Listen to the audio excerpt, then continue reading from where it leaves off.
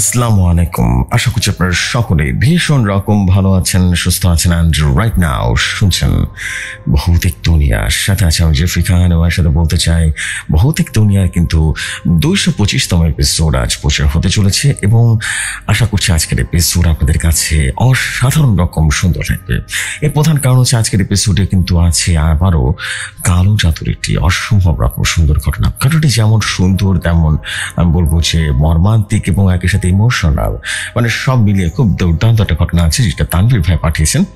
এবং এরপরে সাদর চৌধুরীর ভাইয়ের একটা ঘটনা আছে যেখানে একটা লোক মৃত মানুষকে দেখতে পায়। বেশ ইউনিক এবং খুব রহস্যময় একটা ঘটনা। আশা করছি বেশ ভালো লাগবে দুটি ঘটনা, এবং ভালো লাগলে আপনারা কমেন্ট করে জানাবেন। আপনারা চাইলে কিন্তু ভৌতিক দুনিয়ার ঘটনা পাঠাতে পারেন। ঘটনা পাঠানোর দুটি হয়ে আছে, ইমেল অ্যাড্রেস হোয়াটসঅ্যাপ। ইমেল আইডিটা হচ্ছে ভৌতিকদুনিয়া@gmail.com। হোয়াটসঅ্যাপ নাম্বারটা হচ্ছে 0400930111। This is it. আর বেসিক্যালি বলার মতো কিছু নেই। চলে যাচ্ছে আজকের এপিসোডে। আশা করছি আজকের এপিসোড আপনাদের কাছে অনেক ভালো লাগবে। চলে যাই সরাসরি ঘটনায়।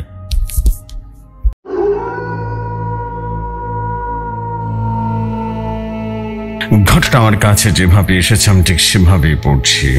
লিখেছেন, আসসালামু আলাইকুম জফর ভাই, কেমন আছেন? আশা করি আপনি ভালো আছেন। আমার নাম তানভীর, আমার জেলা কিশোরগঞ্জ, থানা নিকুনি। আমি আর একটি গল্প নিয়ে আসলাম, সেটি হলো কালো জাদুর ভয়ঙ্কর একটা ঘটনা। জেফরি ভাই, কথা আর না বাড়িয়ে শুরু করলাম আজকের ঘটনা।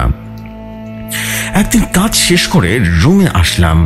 রাতে আমি আর আমার রুমমেট ছিল একজন বন্ধু, আর আমি তাকে বললাম, বন্ধু, তোর জীবনে কোনো ভৌতিক গল্প আছে নাকি? আমার বন্ধু তখন বলল, ভৌতিক কাহিনী? কেন বলতো? তেমন কিছু ঘটেনি, কিন্তু আমি তখন বললাম, কিন্তু কি বল না। হ্যাঁ, তখন আমার বন্ধু বলা শুরু করলো, শোন তাহলে। আমার এলাকায় আর এক বন্ধুর জীবনে একটি ভয়ঙ্কর কালো জাদুর ঘটনা। আমি বন্ধুকে বললাম, তুই যা বলবি আমি ইউটিউবে চ্যানেলে পাঠাবো, কিন্তু নামগুলো অবশ্য ছদ্মনাম দিবি। আমি তখন বললাম, আচ্ছা ঠিক আছে, সমস্যা নেই। আমার বন্ধু তখন বলল, শোন তাহলে। একদিন আমার বন্ধু তার সাথে আরো 4-5 জন বন্ধু একসাথে হয়ে সবাই হাঁটতে হাঁটতে একটা মাঠের পাশে গিয়ে বসলাম। আড্ডা দিয়ে অনেকক্ষণ গল্প করলাম। সবাই এক বন্ধুকে বলল, আজকে সবাই মিলে আম চুরি করে খাই, চল। অনেকদিন ধরে কিছু খাওয়া হয় না। আমার বন্ধু বলল, কি বলিস, তুই আম খাস নাকি? তাদের আম আছে না? হ্যাঁ, আরে খাই, চল। তবে বন্ধু, চুরি করে খায় না কিন্তু অনেক বেশি মজা। তখন সবাই বলল, আচ্ছা ঠিক আছে, চুরি করবো তাহলে।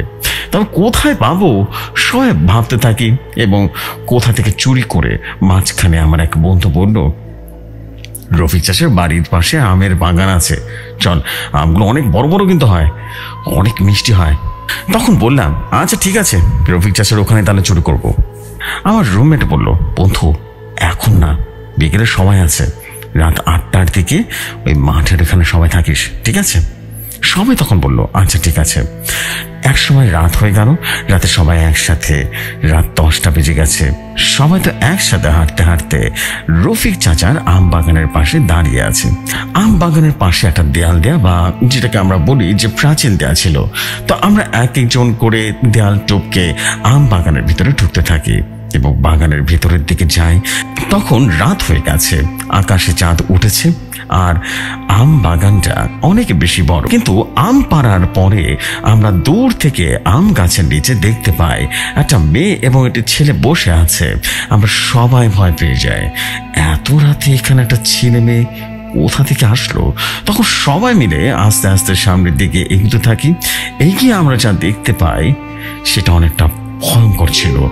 দেখতে পাই, আরে রফিক চাচার মেয়ে নীলা এবং ছেলেটা হলো চাচাতো ভাই তানজিল, আর তার সামনে প্রেম করছে।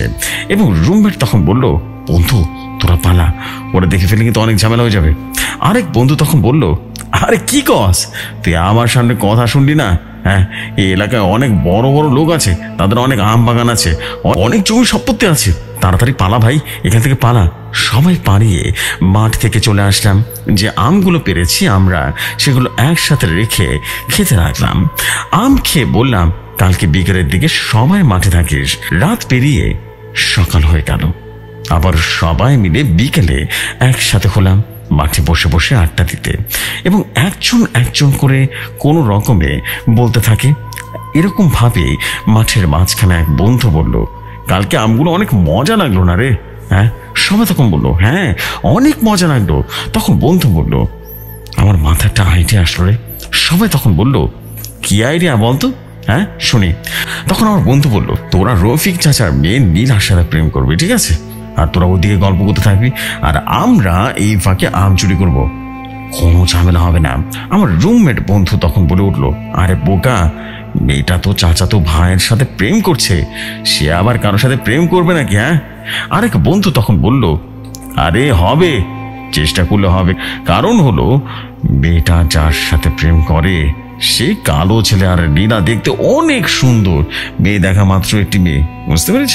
আমাদের মাঝে আবির বন্ধুটি, সে আমাদের থেকে অনেক সুন্দর ছিল এবং স্মার্ট ছিল। তাদের পোশাক আশাক খুব ভালো থাকে। তার বাবা সরকারি চাকরি করে এবং তাদের ফ্যামিলি ভালো অবস্থানে আছে। আমরা সবাই তখন বললাম, বন্ধু তুই নীলার সাথে প্রেম করার চেষ্টা কর, ঠিক আছে? বন্ধু তখন বলল, আরে আরেকজন প্রেম করছে, সেটা কিভাবে সম্ভব? তখন আমরা বললাম, আরে চেষ্টা করেই দেখ না।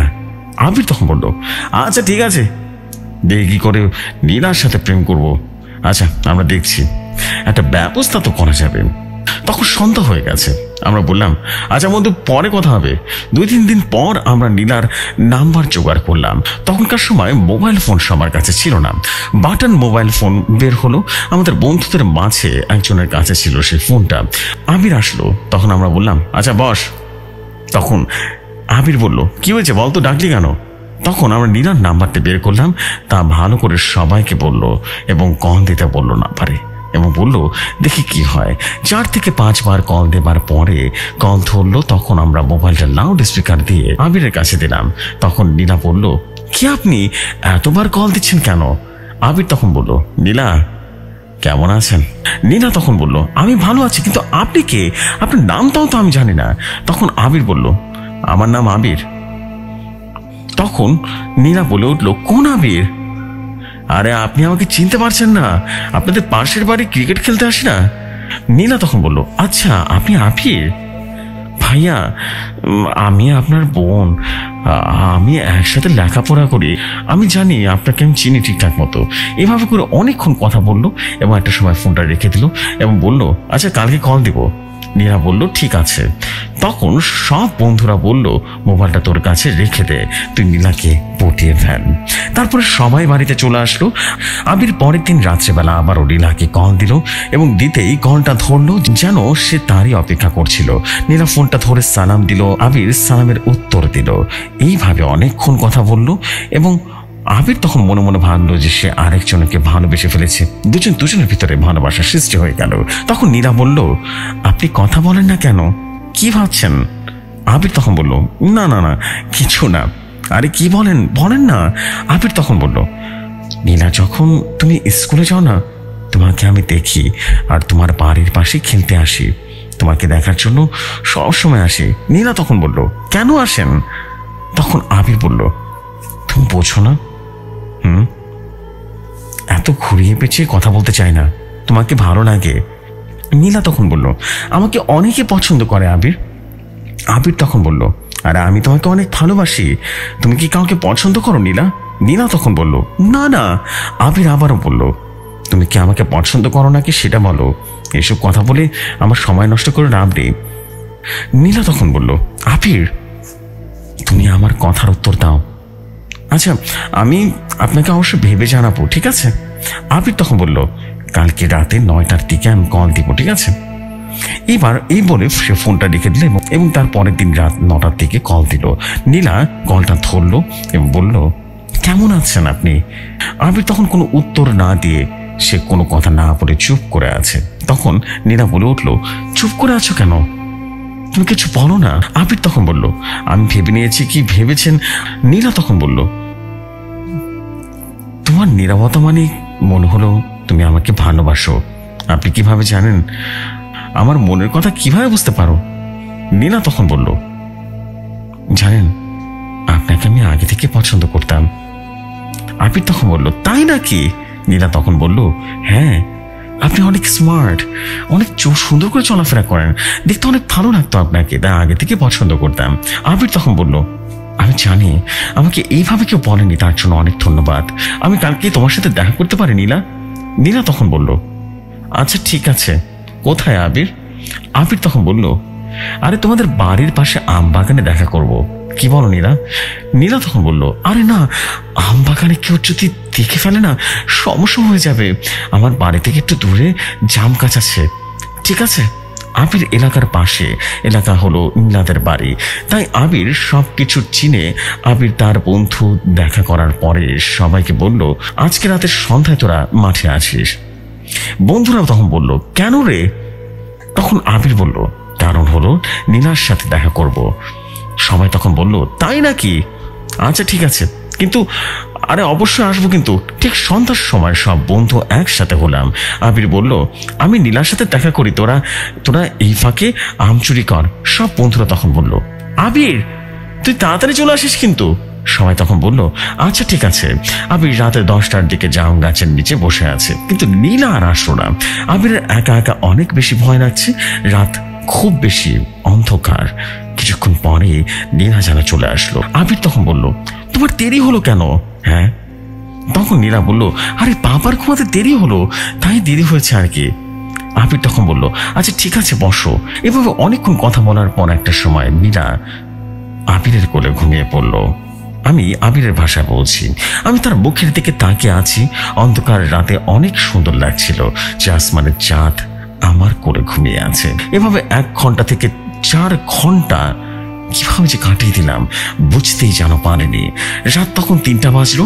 নীলা ঘুম থেকে উঠে বলল, কয়টা বাজে আবির? আমি তখন বললাম, রাত 3টা বাজে। নীলা তখন বলল, আমি চলে যাই। আবির বলল, আর কিছুক্ষণ থাকো না।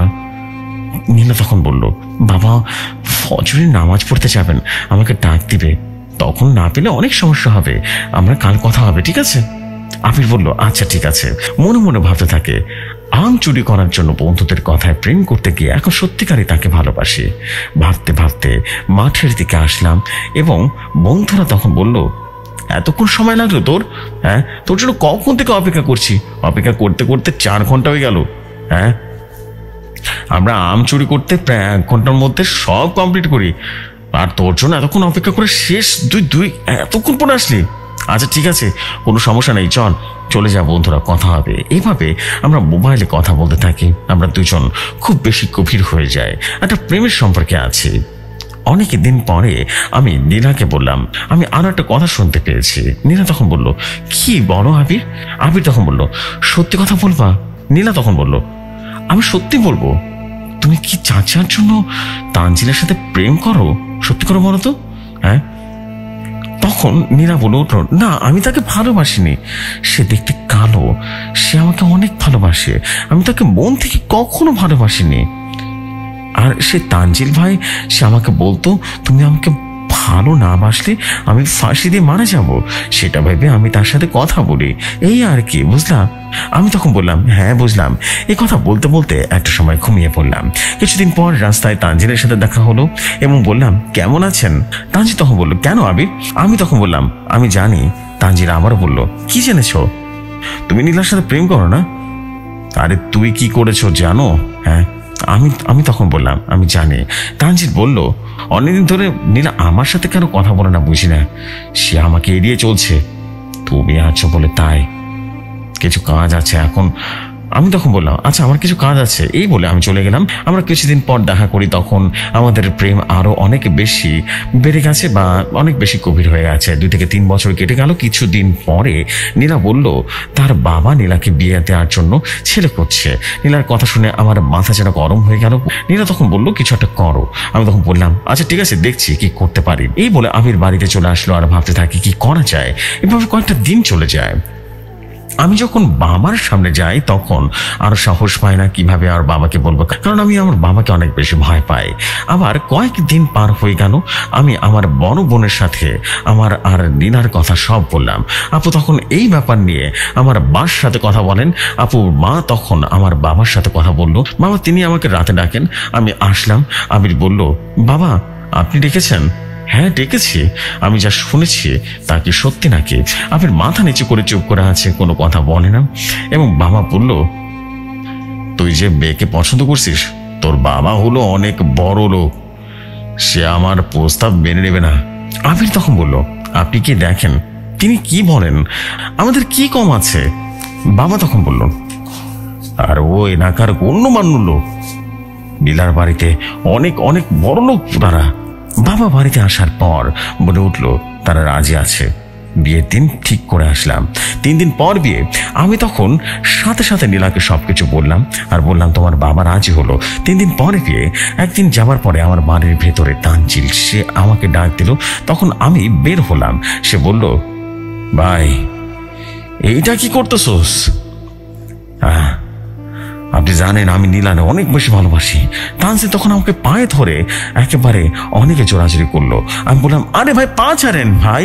তানজিল তখন বলল, ভাই নীলাকে আমাকে দিয়ে দেন, আমি নীলার ছাড়া থাকতে পারবো না, আমি মরে যাবো ওকে ছাড়া। লক্ষ্য করলাম তার চোখ দিয়ে যেন পানি পেয়ে বেয়ে পড়ছে। আবির তখন বললো, পারিবারিকভাবে ঠিক হয়েছে, আর 2 দিন পর বিয়া, আমার পক্ষে কোনোভাবে কিছু করা সম্ভব না। সে মন খারাপ করে চলে যায়।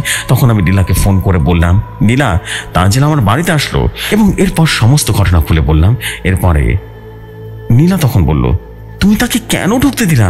আর 2 দিন পরে আমাদের বিয়েতে আমি আমি তো ভালোবাসি না, সে আমাকে পছন্দ করে, আমি করি না। এইসব নিয়ে চিন্তা করো না, বাদ দাও ওর কথা। আর গেট খোলা ছিল, সে ঢুকতে পারছে। 2 দিন পার হয়ে গেল, বিয়ের দিন হলো। পাঞ্জাবি পাগড়ি করে রেডি হলাম। বন্ধুরা সবাই আসার পরে বিকেলের দিকে নীলার বাড়িতে রওনা দিলাম। নীলার বাড়িতে আসার পরে বিয়ের কাজ শেষ করে আমরা বাড়িতে আসলাম। বন্ধুরা সবাই মিলে আমাদের রুমে বাসর ঘর সাজিয়েছি, অনেক সুন্দর হলো। এবং রাত 12টার পরে আমার রুমে ঢুকতে লাগলাম, এবং ঘন্টা 2 পার হবার পরে নীলার মা আর মা বাবা সবাই যেন ডাকছিল। আমি দরজা খুললাম, কি হয়েছে, ডাকছো কেন? মা তখন বলল, তুই কি জানিস কি হয়েছে? আমি বললাম, না তো, নীলার চাচাতো ভাই তানজিল আছে না, সে তার রুমে ফাঁসি দিয়ে মারা গেছে। মা বাবা বলল, হ্যাঁ রে, সত্যি বললো? আমি তো বুঝলাম না কেন ফাঁসি দিল, বুঝলাম না। পুলিশ আসার পর তানজিলকে নিয়ে গেল এবং হাসপাতালে পোস্টমর্টম করে নিয়ে আসলো। আমারও নীলার মনটা যেন অনেক খারাপ হয়ে গেল।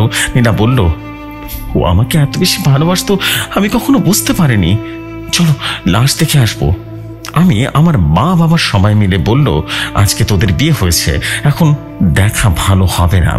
আমাদেরকে রুম থেকে বের হতেই দিল না। সকালে নীলাকে নিতে তাদের বাড়ি থেকে কেউ আসলো না। নিতে আমাদের আসবে কিভাবে? নীলার চাচাতো ভাই মারা গেছে, তাই আসেনি। আমি আর নীলাদের বাড়িতে গেলাম। নীলাদের পাশের বাড়িতে ছিল তানজিলের বাড়ি। তাদের বাড়িতে গেলাম আর বললাম, আমি তানজিলের মা বাবাকে বুঝিয়েছি, দেখি কিছু হয় নাকি। কিছুক্ষণ পরে তানজিলের বাবা বলল, আচ্ছা বাবা তুমি বলো, এরকম তো ছিল না, সে এইভাবে মরে যাবে আমি কখনো কল্পনাও করতে পারিনি। এভাবে যেন অঝরে কান্না করতে থাকে তানজিলের মা। আবির তানজিলের মাকে বলল, এইভাবে করতে থাকলে আমার শরীর খারাপ হয়ে যাবে। আবির আর নীলা তানজিলের মা বাবাকে বুঝিয়ে নীলাকে নিয়ে আবিরের বাড়িতে আসে। জেফরি ভাই, মূল ঘটনাটিকে এইখান থেকে শুরু। এভাবে আবির আর নীলার সংসার 2 থেকে 6 মাস স্বাভাবিকভাবেই কেটে গেল, কিন্তু তাদের কোনো বেবি হচ্ছে না। মা বাবা বলল, কিরে তোরা বাচ্চা নিচ্ছিস না কেন? আবির তখন বলল, মা তোমরা টেনশন করো না, আল্লাহ তিনি যখন দিবেন তখনই হবে, তোমরা চিন্তা করো না। এই বলে চলে গেল আবির। আরো 2 থেকে 3 মাস চলে যাওয়ার পর নীলার পেটে বাচ্চা হচ্ছে না। আবির নীলা তখন বলল, আমাদের ডাক্তারের কাছে যাই, চলো সমস্যাটা দেখে আসি, আমাদের কি সমস্যা। নীলা তখন বলল, আচ্ছা ঠিক আছে। পরের দিন চলে গেল, কিন্তু রিপোর্টের কোনো কারণে যেন কোনো সমস্যা নেই, একেবারে রিপোর্ট নর্মাল আছে। আবির বলল, কিন্তু বেবি হচ্ছে না কেন তাহলে? আবির আর নীলা আরো অনেক ডাক্তার দেখালো, কিন্তু কোনো কিছুতেই কিছু হচ্ছে না। একদিন আবির বলল, তোমার চাচাতো ভাইয়ের কোনো অভিশাপ লাগলো নাকি নীলা?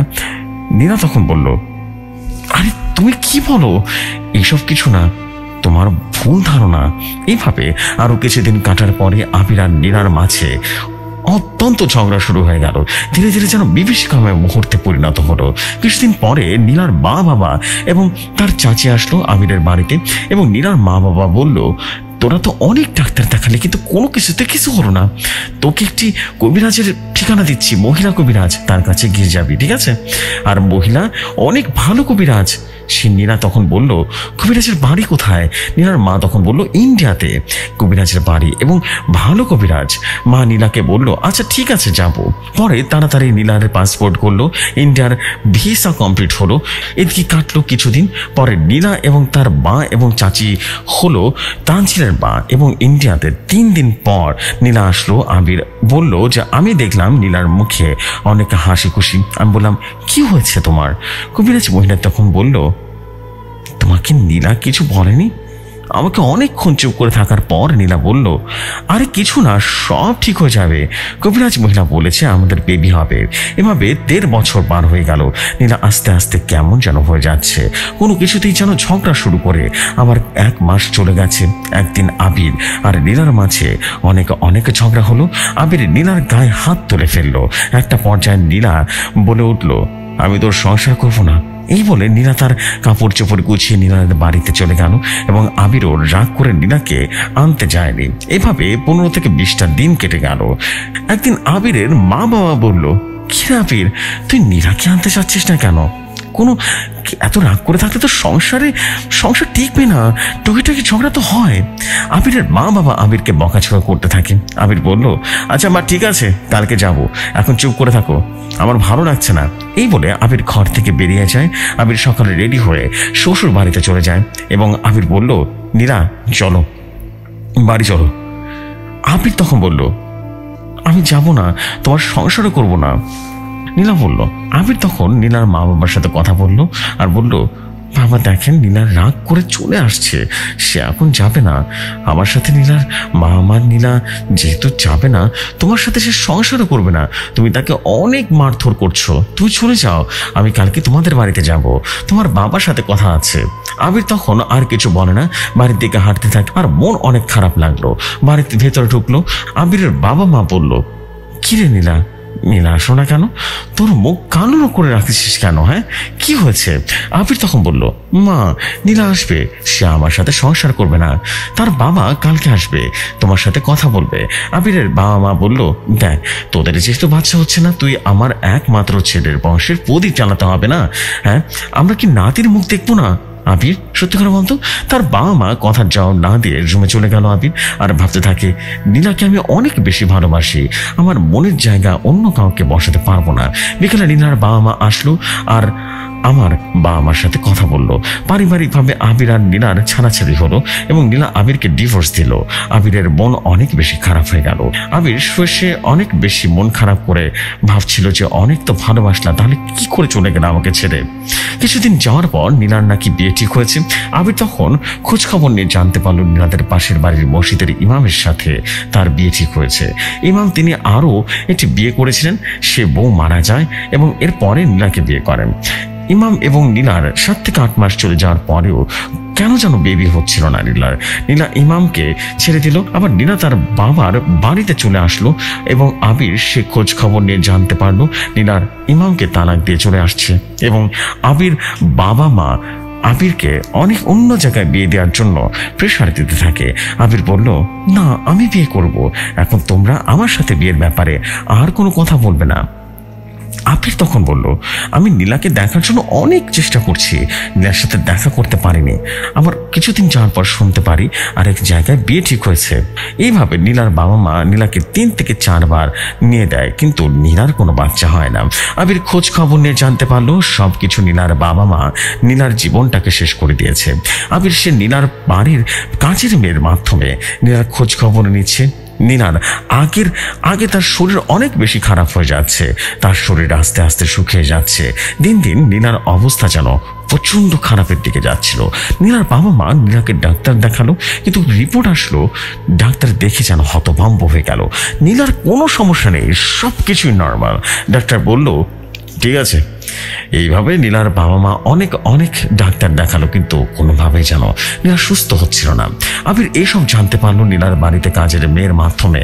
আবির সে নীলার সবকিছু জানলো, এবং এই বিষয়ে তাদের এলাকার ইমামের সাথে কথা বলল।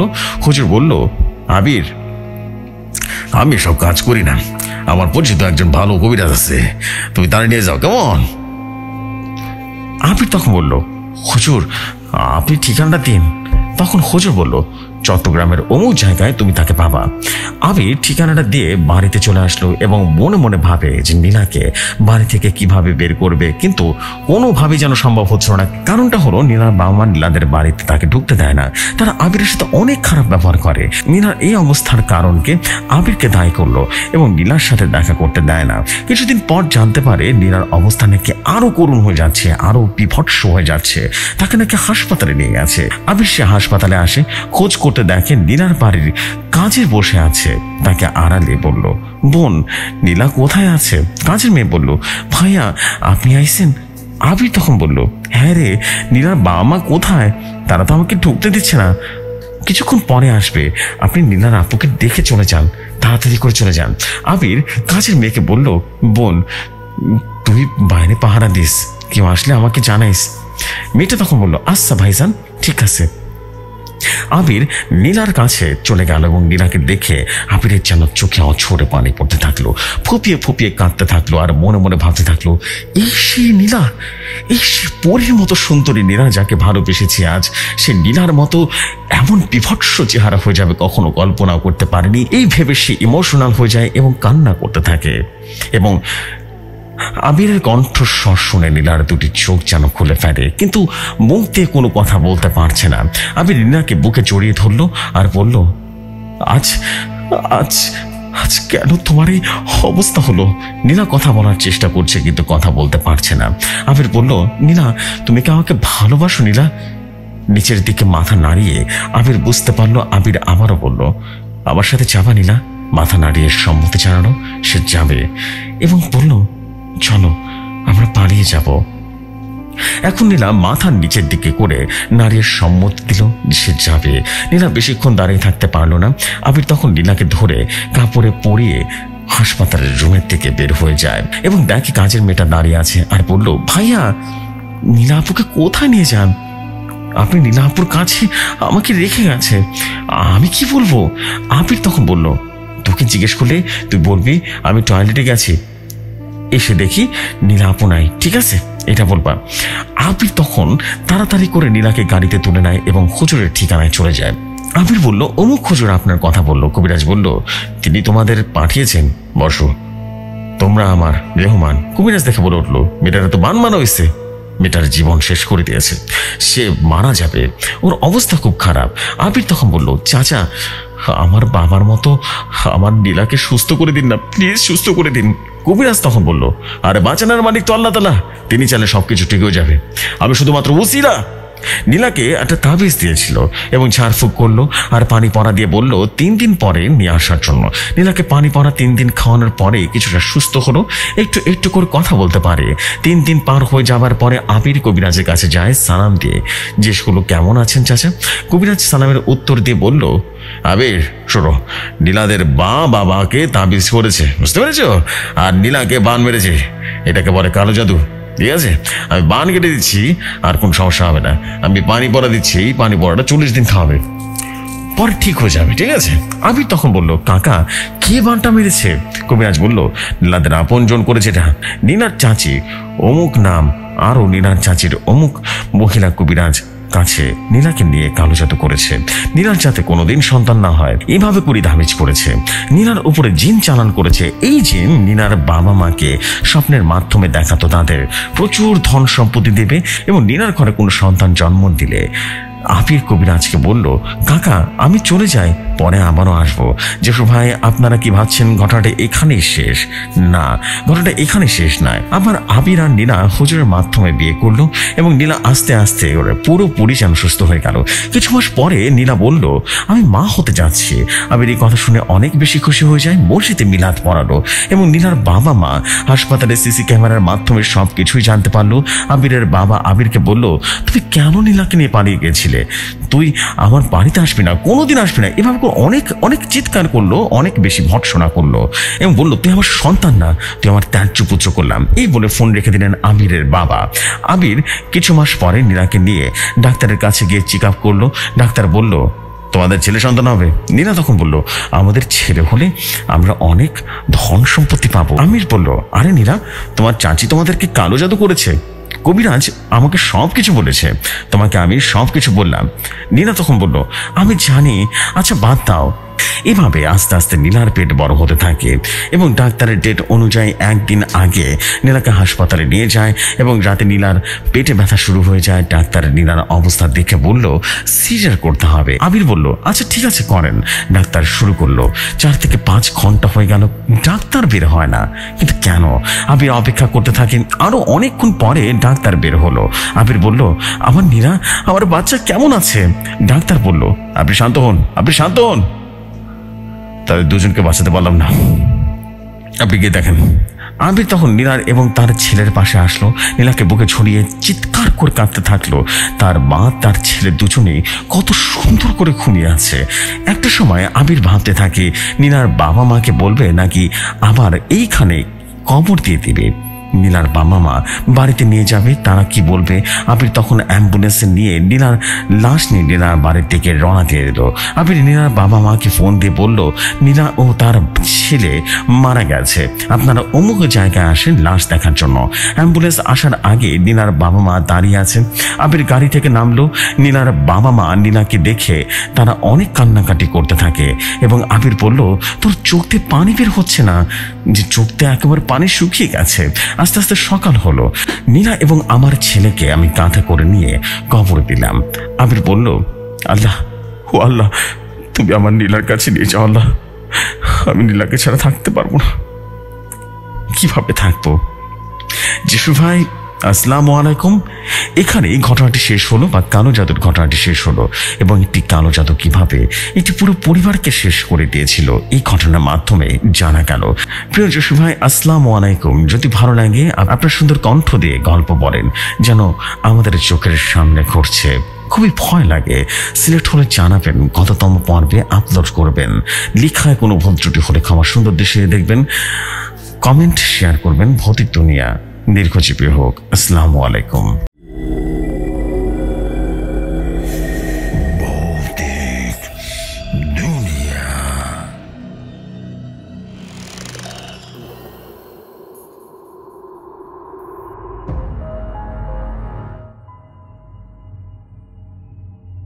ওয়ালাইকুম আসসালাম তানভীর ভাই। দ্যাট ওয়াজ, আমি যদি বলি, এ ক্লাস স্টোরি ছিল, বিশ্বাস করুন অনেক সুন্দর একটা স্টোরি ছিল। But matter of the fact হচ্ছে গল্পের প্রথমের দিকে বা প্রথম 20 মিনিট আমি ঘটনাটা পড়তে গিয়ে আমার অবস্থা অনেক খারাপ হয়ে গেছিলো। বিকজ সত্যি কথা বলতে এত বেশি মিস্টেক ছিল প্রথমের দিকে, মানে আমি বুঝতে পারছিলাম না যে হোয়াট ইজ হ্যাপনিং, আমি কি পড়ছি না পড়ছি আমি কিছু বুঝতে পারছিলাম না ওই সময়টাতে। আই ওয়াজ লিটারেলি কনফিউজ যে হচ্ছেটা কি ঘটনার ভিতরে, মানে অনেক বেশি কনফিউশনে চলে গেছিলাম স্টোরি নিয়ে। অ্যান্ড আফটার অল, মানে মাঝামাঝির পরে যখন 20 মিনিট অতিক্রম করলো, দেন স্টোরিটা তখন একটা আকারে চলে এসেছে। মনে ওকে ঠিক আছে পড়া যাবে। মানে দাড়ি কমা তো ছিলই না, ভুল ভ্রান্তি ছিল এবং প্রচুর পরিমাণে বানানি মিস্টেক ছিল প্রথমের দিকে। প্রথম হাফটা বলবো, প্রথম হাফ আশা করছি আপনারা সবাই বুঝতে পেরেছেন। But story was OMG story ছিল, ওয়াও, এবং খুব ইমোশনাল স্টোরি ছিল। কোথা থেকে স্টোরিটা শুরু হলো আর কোথায় গিয়ে শেষ হলো ভাবা যায়। মানে খুবই সুন্দর একটা স্টোরি ভাই, সত্যি বললাম, মন থেকে বলছি, অসম্ভব রকম সুন্দর স্টোরি ছিল এটা। আমার কাছে খুব ভালো লেগেছে এবং আমি বিলিভ করি যে আপনার কাছে এরকম আরও অনেক স্টোরি আছে। আপনি এরপরে যখন ঘটনা লিখবেন একটু দাড়ি কমা গুছিয়ে লিখবেন। আপনি যদি ভয়েস স্টোরি শেয়ার করেন, তারপরে কিন্তু ওই যে ভয়েস রাইটিংয়ে কিন্তু মানে আপনার যে আফ্রো কিবোর্ড দিয়েও যদি আপনারা মানে অডিও টু টেক্সট করেন, তারপরে কিন্তু একটা সমস্যা থেকে যায়। সেই সমস্যাটা হচ্ছে ঘটনাগুলো আপনার দাড়ি কমায় কিন্তু AI ভার্সন বা আমরা যেটাকে বলি যে মাইক দেবে না। সো আপনাকে এটা অবশ্যই কারেকশন করে নিতে হবে। দাড়ি কমাগুলো একটু অবশ্যই প্লিজ দয়া করে দাড়ি কমা অবশ্যই ঠিক করে নিন। সো দিস দ্য ফ্যাক্ট, আমি দেরি করবো না, চলে যাচ্ছি পরবর্তী ঘটনা। আশা করছি পরবর্তী ঘটনা আপনাদের কাছে অনেক ভালো লাগবে। চলে যাই ঘটনায়।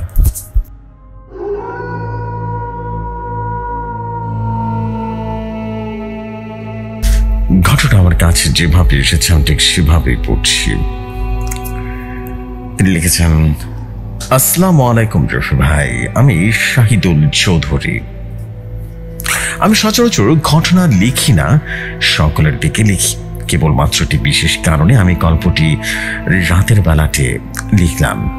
যারা আমার লেখা ঘটনা পরিচিত তারা ব্যাপারটা জানবেন, তারাও এটাও জানবেন যে এই ধরনের ঘটনা আমি বক্স খাটে বসে পড়তে মানা করি বা লিখতেও মানা করি।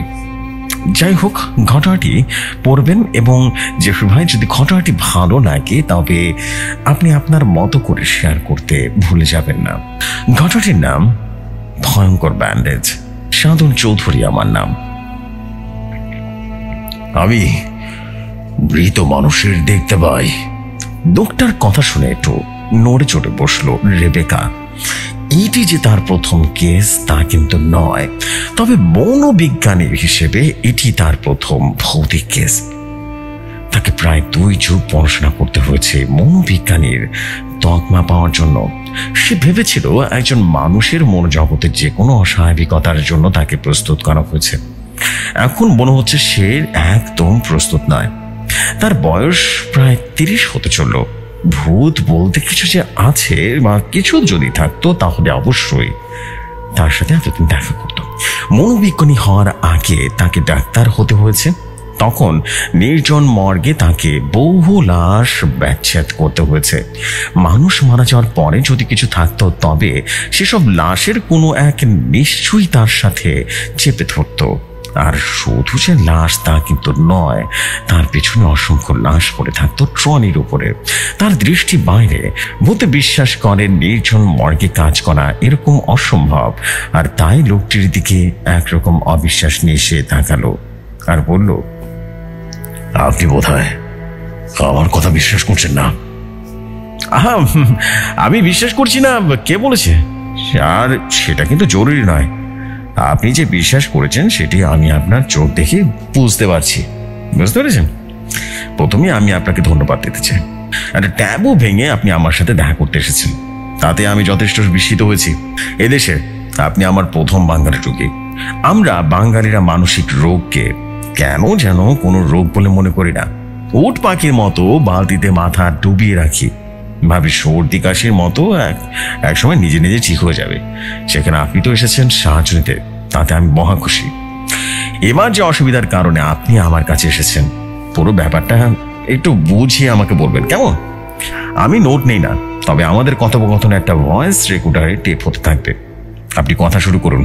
প্রথমে কবে মৃত মানুষ দেখলেন সেই গল্পটা দিয়ে শুরু করতে পারেন।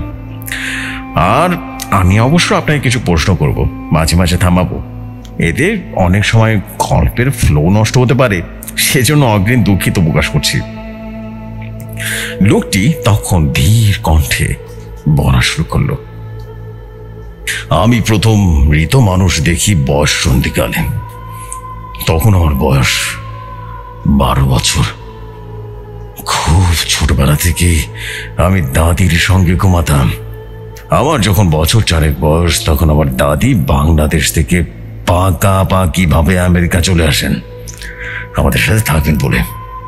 যেহেতু আমরা ছোট্ট একটা বাড়িতে বাস করতাম, দাদির জন্য আমাদের কোনো বাড়তি রুম বা বিছানা ছিল না। তার স্থান হয় আমার সাথে। উনি আমেরিকা আসার পর প্রায় 8 বছর পরে মারা যান। এক সন্ধ্যাবেলায় তিনি সেটার কাজ করছিলেন, তখন হঠাৎ করে তার বুকে ব্যথা শুরু হয়ে যায়। আমরা অ্যাম্বুলেন্স ডাকি। হাসপাতালে যাবার পথে অ্যাম্বুলেন্সে তিনি মারা যান। হাসপাতালে পৌঁছে তাকে মৃত ঘোষণা করা হয়। হাসপাতাল কর্তৃপক্ষ প্রাথমিক পরীক্ষার পর দাদির লাশটিকে ফিউনেরিয়াল হয়ে পাঠিয়ে দেন। সেখানে বিপত্তিটা ঘটে। ওরা দাদির শরীর থেকে পুরোপুরি বডিতে ফ্লুইড বের করে আমাদের ভিউইং এর জন্য ডেকে নিয়ে আসে। আমার মা তখন স্থানীয় মসজিদ থেকে আর কিছু মহিলা নিয়ে লাশের গোসল দেন। আমি যখন তাকে দেখতে যাই তখন তিনি কফিনের ভেতরে শুয়ে আছেন। পরনে রয়েছে সাদা কাফনের কাপড়। সেই কাপড়ের ভেতরে তার হাত একেবারে আড়াআড়ি ভাবে রাখা। আমি হঠাৎ করে লক্ষ্য করি ওরা একটা আঙ্গুল বসা থেকে দাঁড়িয়ে আছে। ব্যাপারটা যে শুধু আমি একটা লক্ষ্য করি তাও নয়, আবার আশেপাশে দাঁড়ানো ফিউনোরিয়াল হোমের একজন মহিলা কর্মচারী বারবার তার আঙ্গুলটিকে বসিয়ে দেবার চেষ্টা করছিল, কিন্তু যতবারই তার আঙ্গুলটি বসানো হচ্ছিল ততবারই তা দাঁড়িয়ে কাপড়ের তাঁবুর মতো করে দাঁড়িয়ে যাচ্ছিল। এই দৃশ্যটা আমার জন্য সহ্য করা বেশ কঠিন হয়ে পড়ে। আমি একসময় অজ্ঞান হয়ে মেঝেতে লুটিয়ে পড়ি। কিন্তু কিন্তু সেদিন ছিল দাদিকে কাফন দেবার দিন। অন্য সব অঙ্গরাজ্য থেকে আমাদের আত্মীয় স্বজনরা এসেছে দাদির দাফন উপলক্ষে। তাদেরকে দ্রুত কর্মস্থলে ফিরে যেতে হবে। সুতরাং আমার উপস্থিতি ছাড়াই দাদির দাফন হয়ে যায়। সে বিকেল বেলা হয়ে যায়। আমাকে বাসায় নিয়ে ঘুম পাড়িয়ে রাখা হয়। আমি যখন ঘুম ভাঙে তখন বেশ রাত হয়ে গেছে। হঠাৎ মনে হচ্ছে কেউ যেন আমার গায়ের চাদরটা ধীরে ধীরে খাটের নিচের দিকে টানছে। আমি তখন দেয়ালের দিকে ফিরে শুয়ে রয়েছে। আমার পেছনের দিকে বাথরুমের দরজা। আপনাকে একটা কথা অবশ্য বলা হয়নি, এটি সেই খাট যেখানে আমি এবং দাদিমা ঘুমাতাম। আমার দাদির ডায়াবেটিস ছিল। তাকে মাঝ রাতে উঠে প্রস্রাব করার জন্য উঠতে হতো। তিনি যখন উঠে যেতেন তখন ঘুমের ঘরে আমি তার ফাঁকা হয়ে যাওয়া ঘুমানোর জায়গায় গড়িয়ে চলে যেতাম। প্রস্রাব করে ফিরে দাদি খুব বকাঝকা করতেন। হঠাৎ লক্ষ্য করলাম আমার পেছনে বিছানা থেকে একটা ডেবে যাচ্ছে, কেমন যেন ডেবে যাচ্ছে। ভয় ভয় সেদিকে তাকিয়ে দেখি দাদি ধীরে ধীরে বিছানায় উঠছে, কিন্তু পরনে দুপুরের সেই সাদা কাফনের কাপড় যেখান থেকে তীব্র আদর লোবানের গন্ধ আসছে। অদ্ভুত অবস্থা। তাদের মুখে অবশ্য দেখতে পেলাম না। তার মাথার উপরে বাড়তি কাফনের কাপড় একটি ফিতা দিয়ে বেঁধে রাখা হয়েছে। তার ভেতর থেকে দাদি গজ গজ করে বলছেন, তোকে না বলছি আমার দিকে আসবি না। এই দৃশ্যটা সহ্য করা কঠিন ছিল, বিশেষ করে 12 বছর একটা ছেলের জন্য। আর তাই 24 ঘন্টার কম সময়ের মধ্যে আমি দ্বিতীয়বার জ্ঞান হারালাম। এই পর্যন্ত বলেই ভদ্রলোক সামনে রাখা পানির গ্লাসটি হাত বাড়ালেন। এই প্রথম রেবেকা লোকটিকে ভালো করে লক্ষ্য করলো। বাঙালিদের তুলনায় বেশ লম্বা একটা লোক, চুল বেশ খাটো করে কাটা, চোখ দুটো বেশ আকর্ষণীয়, চশমার পুরো কাজ, এবং সে আকর্ষণ যেন কমাতে পারেনি। ভদ্রলোক যে কোনো একটা বিষয় নিয়ে বেশ চিন্তিত। ওনার চোখ দুটোর দিকে তাকালে সে ব্যাপারটা খুব ভালো করে টের পাওয়া যায়। এক চুমুকে পানিটুকু গিলে ফেললেন, এরপর আবারও শুরু করলেন। আপনাকে আমি একটা কথা বলতে ভুলে গেছি। বলেছি আমি মৃত মানুষ দেখতে পাই। কথাটা ঠিক না। আমি শুধু সেই সব মৃত মানুষকে দেখতে পাই যারা একদিন আমার খুব প্রিয় ছিল। আপনি আমার চার্ট দেখবার সময় পেয়েছেন কিনা জানি না। আমি পেশায় কিন্তু একজন সৈনিক। আমাকে বছরে 6 মাস বনে কাটাতে হয়। সাধারণত 1 মাস অন্তর অন্তর আমরা বনে কাটাই। বিভিন্ন অনুসরণের জন্য বনের বিভিন্ন গভীরে যেতে হয়। কিরকম অন্ধকার হয় তা আপনি কল্পনা করতে পারবেন না। নিজের হাতটা পর্যন্ত ঠিক মতো দেখা যায় না। সেই সব বনের আমেরিকার গৃহযুদ্ধের সময় নিশ্চয়ই অনেক সৈনিক মারা গেছে। সবার যে কবর হয়েছে এমন কিন্তু নয়। সুতরাং সব মৃত মানুষ দেখতে পেলে কবর হয়নি এমন সব অতৃপ্ত আত্মাদের সাথে আমার নিশ্চয় দেখা হতো, কিন্তু আমার কিন্তু তাদের সাথে দেখা হয়নি। তখন সেই লোকটি বলল, আপনার দাদি ছাড়া আর কোনো মৃত মানুষকে কি আপনি দেখতে পেয়েছেন? জি পেয়েছি, হ্যাঁ অবশ্যই পেয়েছি। আমার হাই স্কুলের সবচাইতে প্রিয় বন্ধু, ওর নাম ছিল ক্রিস্টোফার। আমরা সংক্ষেপে ডাকতাম ক্রিস। ও ছিল ক্রস কান্ট্রি রানার। সেজন্য ও স্টেট লেভেলে পুরস্কার পর্যন্ত পেয়েছে। ওর একটা স্বপ্ন ছিল একদিন অলিম্পিকের আমেরিকা হয়ে সোনা জিতবে, কিন্তু ওরা ওর শরীরে ড্রাগের অস্তিত্ব পায়। কাউকে অলিম্পিকের জন্য নির্বাচন করা হয় না। এটাতে বউ এতটাই মবস্য হয়ে পড়েছিল যে এক রাতে ও আমাদের পার্শ্ববর্তী শহরে গিয়ে ট্রেন লাইনের উপরে শুয়ে পড়ে। ওর পা দুটো ওর শরীর থেকে বিচ্ছিন্ন হয়ে যায়। ব্যাপারটা আমার মনের ভিতরে ভীষণভাবে চাপ ফেলে। এটা দাদি মারা যাবার বছর খানেক পরের ঘটনা, বা বলতে পারেন যে 6 বছর পরের ঘটনা। ও মারা যাবার 2 দিন পরে এক রাতেও আমার ঘরে আসে। আমি ঘুমাতে এসেছি, বেশ অনেকক্ষণ হয়েছে। এই তো অস্থিরতার কারণে ঘুমাতে পারছিলাম না। ঘরে আলো কমিয়ে রেখেছি, কিন্তু একবারও অন্ধকার নয়। এই অবস্থায় হঠাৎ করে শুনতে পেলাম কে যেন আমাকে ডাকছে, বাড তুমি আমার একটু উপকার করতে পারবে? এই নামে তখন পৃথিবীতে আমাকে একজনে ডাকে। আপনাকে আগে বলেছি ক্রিস আর আমি ছিলাম একদম ঝোঝম বাড়ি। আমরা সংক্ষেপে একে অপরকে বাড় বলে থাকতাম, মানে বাড়ির বাজ। ওর ডাক শুনে আমার সারা শরীরে পশম দাঁড়িয়ে গেল, কিন্তু কোথাও খুঁজে পাচ্ছি না। কোথাও বললো উপরে তাকাতে, ফিরে তাকিয়ে দেখি ও আমার ছাদের সমুদ্রাল গ্যাস বেলুনের মতো করে ভেসে আছে। আরে বাবারে বাবা, ধীরে ধীরে ঘুরে যেভাবে নিচে নেমে আসে না, ঠিক সেভাবে নিচে নেমে ভেসে ভেসে আসছে। ওরে বাবারে বাবা, আমার গায়ে লোম দাঁড়িয়ে গেল। ভালো করে তাকিয়ে দেখি বরণের হাত কাটা গেঞ্জির নিচে যেখানে পা থাকার কথা সেখানে পুরোটাই ফাঁকা। আমার দাদিকে দেখে আমি অজ্ঞান হয়ে গেছিলাম, কিন্তু ততদিনে আমি মৃত মানুষের সাথে কথা বলায় অভ্যস্ত হয়ে গেছি। নিচে নেমে আমার পাশে এসে ও বলতে শুরু করলো, তুমি তো জানো কালকে আমাকে কবর দেবে। আমার খুব ইচ্ছে ক্রস কাউন্ট্রি রানিং এর জন্য যে মডেলিংটা আমি জিতেছিলাম না, তার জন্য আমার সাথে কবর দেওয়া হয়। আমার পরিবারেরও সেরকম ইচ্ছা, কিন্তু ওরা জানে না মডেলিংটা আমি কোথায় রেখেছি। তোমার মনে আছে আমার বিছানার হেডবোর্ডের দুটো কোনায় দুটো গম্বুজের মতো ছিল, যার একটি লাইট বাল্বের মতো ঘুরিয়ে ঘুরিয়ে খুলে ফেলা যেত। যেখানে আমার ড্রাগস লুকিয়ে রাখতাম সেখানে ওটা আমি রেখেছিলাম, যেন সব সময় আমার হাতের কাছে থাকে। আমি এখন তাই চাই এইটা যেন আমার কফিনের ভিতরে থাকে। তুমি কি আমার ভাইকে এই সন্ধানটা দিতে পারবে? এই কথাটা বলে হঠাৎ করে আবার উত্তরের অপেক্ষা না করে ছায়াটা মিটে গেল, কোথায় যেন মিটে গেল। তারপর থেকে এরা দুজনেই আমার সাথে রয়েছেন। এই পর্যায়ে রেবেকা তার রোগীকে থামিয়ে দিয়ে বলল, আপনি কিছু মনে করবেন না, আপনাকে আমার এখন একটু থামাতেই হচ্ছে। আপনি বলছেন দুজন মৃত মানুষ আপনার সাথেই থাকেন, যাদের আপনি প্রায় দেখতে পান। এদের অস্তিত্ব আপনি কিভাবে টের পান একটু বুঝে বলবেন কি? অবশ্যই অবশ্যই, সেজন্য তো আপনার কাছে আসা। আপনি জানেন কিনা জানি না, আবার 1 সপ্তাহ আগে আপনার কাছে আসার কথা ছিল, কিন্তু আমাকে এই অ্যাপয়েন্টমেন্টটা ক্যান্সেল করতে হয়। কারণ শুনলে আপনি আশ্চর্য হয়ে যাবেন। আমি তাড়াতাড়ি সেদিন অফিস থেকে বেরিয়ে আসি, আর্মি ইউনিফর্ম বদলে সিভিল ড্রেস পরেছিলাম। কাপড় বদলে এসে দেখি গাড়ির চাবি রাখি, আর সেখানে লক করলাম, চাবি নেই। নেই তো নেই, সারা ঘর বাড়ি খুঁজে আমি করি বাড়ি। যখন আশা ছেড়ে দিয়েছিলাম সোফায় গিয়ে বসেছি, হঠাৎ করে দেখি আমার ডিভিডি প্লেয়ারটা নিজে নিজে ডিস্ক লোড হবার মতো করে বের হয়ে আসছে, আবারও ঢুকে যাচ্ছে। সন্ধ্যাবেলায় কি একটা কাজে রান্না করে গিয়েছি, তার কাছেই রয়েছে ডাইনিং রুম, আর সে ডাইনিং রুমের দরজা খুললে আমার গ্যারেজ। সেই দরজার পাশে একটা কাঠের তৈরি বড় চাবি রয়েছে, যার মাঝে বেশ কিছু পেরেক পোতা আছে।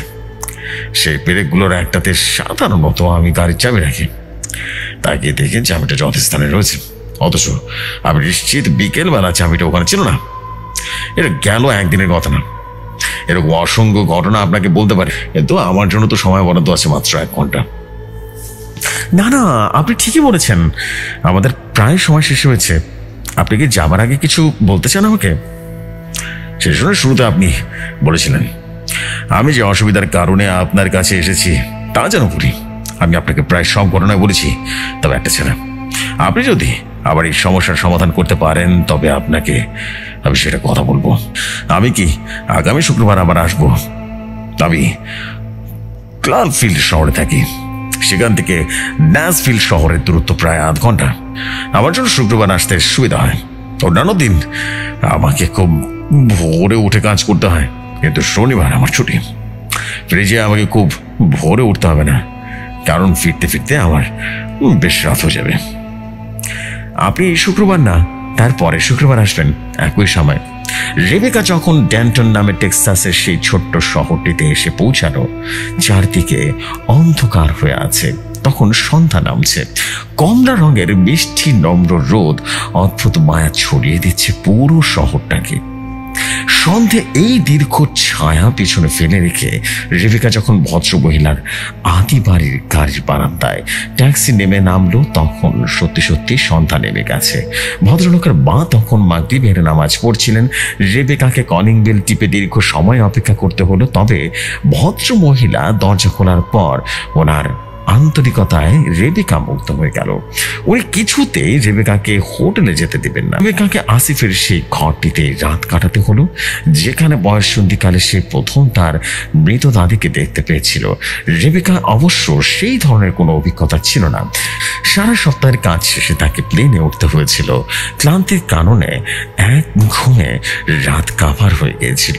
পরদিন সকালে নাস্তার পর আসিফের মা রেবেকাকে সেই ফিউনারাল হোমে নিয়ে গেলেন, যেখানে তার দাদিকে রাখা হয়েছিল। অনুসন্ধানের একটি নতুন তথ্য বের হয়ে আসলো, যা আসিফ তাকে বলেনি। এই তথ্যটি কি আসিফ ইচ্ছা করে তাকে ঢুকিয়েছে নাকি জানতো না, এটা জানা রেবেকার জন্য খুব জরুরি ছিল। ফেরার পথে প্লেনে বসে সে এই রহস্যের জাল যেন খুলে ফেললো। পরের শুক্রবার আসিফ যখন তার সাথে দেখা করতে আসলো, তখন সে কথা শুরু করলো এই বলে, হিন্দুরা পাথর নিয়ে খুব সুন্দর একটা কথা বলে। ওরা বলে বিশ্বাস করলে ভগবান, আর না করলে শুধু একটা পাথর। আমি আপনাকে যা বলবো আপনি বিশ্বাস করলে তা আপনার জন্য উপকার হবে। প্রথমে আপনার দাদির সাথে দেখা হওয়ার ঘটনাটা যদি শুরু করি, আপনি আমাকে বলেছিলেন আপনার দাদুর বুকে ব্যথা হয় সময়টি তিনি সেলাই করছিলেন। আপনি কি জানতেন না হঠাৎ বুকে ব্যথা হয় তিনি সেখানে হাত দিয়ে গিয়ে হাতের কাঁচি নিয়ে অন্য হাত কেটে ফেলেন। অ্যাম্বুলেন্স প্যারামেডিকরা রক্ত থামানোর জন্য সেই জায়গাটিতে একটা ব্যান্ডেজ লাগায়। ওনার মৃত্যুর পর ফিউনারাল হোমের লোকেরা সে ব্যান্ডেজ না খুলে তাকে অন্তঃসরণ করার প্রক্রিয়া শুরু করে দেন, যার কারণে তার কাটা আঙ্গুলটি বাইরে থেকে বাতাসে ঢুকতে থাকে। আর খুব সম্ভবত সেই কারণে আঙ্গুলটি বারবার দাঁড়িয়ে যাচ্ছিল। আমার ধারণা আহত হওয়ার কারণ আঙ্গুলটিতে আনইভেন প্রেশার ক্রিয়েট হয়েছিল, আর অথবা আঘাতের কারণে টেন্ডন ইনজুরি হয়ে থাকতে পারে। আপনার 12 বছরের বোনের ব্যাপারটি ভীষণভাবে আলোড়ন সৃষ্টি করে, যার কারণে মা যাতে ঘুম ভেঙে আপনি আপনার দাদিকে দেখতে পান। আমার ধারণা এর শুরু আরো আগে। 4 বছর বয়সে আপনি যখন একলা ঘুমাতে শুরু করেন, তখনই একাকিত্ব ঘিরে ধরে আপনাকে। আপনার দাদির সাথে সে একাকিত্ব সময়টা খুব ভালোভাবে গুছে যায়, কিন্তু দাদি মারা গেলে আপনার অবচেতন মন সে একাকিত্ব ঘোচাতে আপনার দাদিকে আবারও ফিরে নিয়ে আসে আপনার জীবনে। এবার আপনার বন্ধুর ঘটনায় আসে। ইংরেজিতে একটা কথা আছে, হিস্ট্রি রিপিটস ইটসেলফ। ইতিহাসে একই ঘটনা ঘুরে ফিরে বারবার ঘটে। আপনার বন্ধু মারা গেলে একাকিত্ব ঘিরে ধরে আপনাকে দ্বিতীয়বারের মতো। আপনার কথা থেকে আমি জানতে পারলাম সেই সময় আপনার ড্রাগস লুকিয়ে রাখতেন খাটের কোনো এক গম্বুজে। আমার ধারণা বন্ধুর বিরহ সইতে না পেরে আপনি হয়তোবা সেদিন কোনো এক রিক্রিয়েশন ড্রাগস নিয়েছিলেন। অধিকাংশ ক্ষেত্রে এসব ড্রাগস মাইন্ড অল্টারিং অভিজ্ঞতা দেয়। আপনি সে নিষিদ্ধ ড্রাগের সহায়তায় আপনার প্রিয় বন্ধুকে ফিরিয়ে নিয়ে আসেন আপনার একাকী জীবনে। আপনার অবচেতন মন অবশ্যই আপনাকে আরো একবার সহায়তা করে। এরা দুজন বন্ধুর মতো আপনার জীবনে ছিল দীর্ঘদিন, আর তাই আপনি যখন আমার কাছে সাহায্য চাইতে আসবেন ঠিক করলেন, তখন আপনার অবচেতন মন চাবিটিকে লুকিয়ে ফেলে, যেন সেদিন যথাসময়ে আপনি আমার সাথে দেখা করতে না আসতে পারেন। এবার শেষ ঘটনাতে আসি। আপনি আজকে বাসায় যে যদি আপনার ডিভিডি প্লেয়ারের রিমোট কন্ট্রোলটা খুলে ব্যাটারিগুলো বের করে রাখেন, তবে আমি নিশ্চিত ডিস্ক লোড সক্রিয় হওয়ার উপায় আর বের হয়ে আসবে না। আমার ধারণা আপনার রিমোট কন্ট্রোলের এই যে একটা বাটনটি ম্যাল ফ্যাশন করছে। আমি আমার সাধ্যমতো চেষ্টা করছি সবকিছু ব্যাখ্যা করতে। এখন কি সেই ঘটনাটি জানতে পারি যার জন্য আপনি আমার কাছে এসেছিলেন? যে সময় আমি জানি না সেই বিশেষ ঘটনাটি আসিফ রেবেকাকে কি বলবে, তবে আমার মনে হয় আপনাদের ঘটনাটা জানার দরকার। আসিফ বিয়ে করেছিল দীর্ঘদিন আগে, কিন্তু তার স্ত্রী তাকে ত্যাগ করে চলে যায়। স্বামী মৃত মানুষ দেখতে পায়, এটা খুব কম মেয়ে সহ্য করতে পারে বা সহজভাবে নিতে পারবে। সে হিসাবে মেয়েটিকে দোষ দেওয়া যায় না। তবে মেয়েটি যাবার সময় তাদের একমাত্র মেয়েটিকে আসিফের কাছে ফেলে রেখে চলে যায়।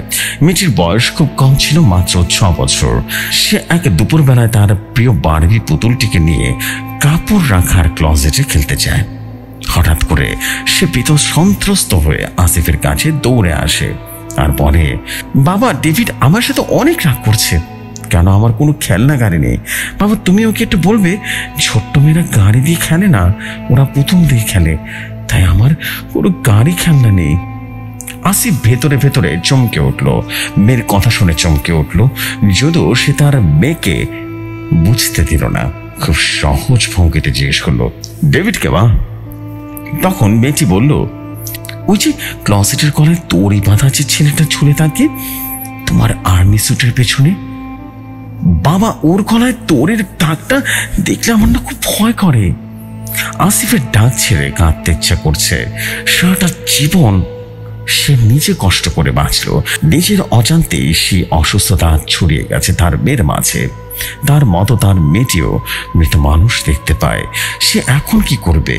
আমরা যেমন মেঝের গর্ত খুব সুন্দর কার্পেটের নিচে লুকিয়ে রাখি, সে কি তাই করবে? নাকি সে রেবেকার ব্যাখ্যা বিশ্বাস করেছে? রেবেকা কি তার আস্থা অর্জন করতে পেরেছে? নিজের মতো কি রেবেকার কাছে মেয়ের জন্য সাহায্য চাইবে? আপনার কি মনে হয়? ঘটনাটি ভালো লাগলে পড়ে শোনাবেন। ঘটনাটি আমার নিজের লেখা ঘটনা। আমি শাহদুল চৌধুরী, ডলাস টেক্সাস USA থেকে লিখছি।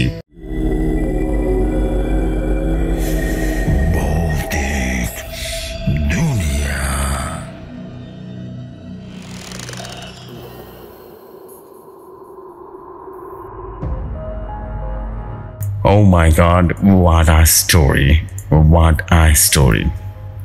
ওয়ালাইকুম আসসালাম ভাইয়া, এবং আমি একই সাথে বলবো যে this is just like amazing thing. Wow, what a story.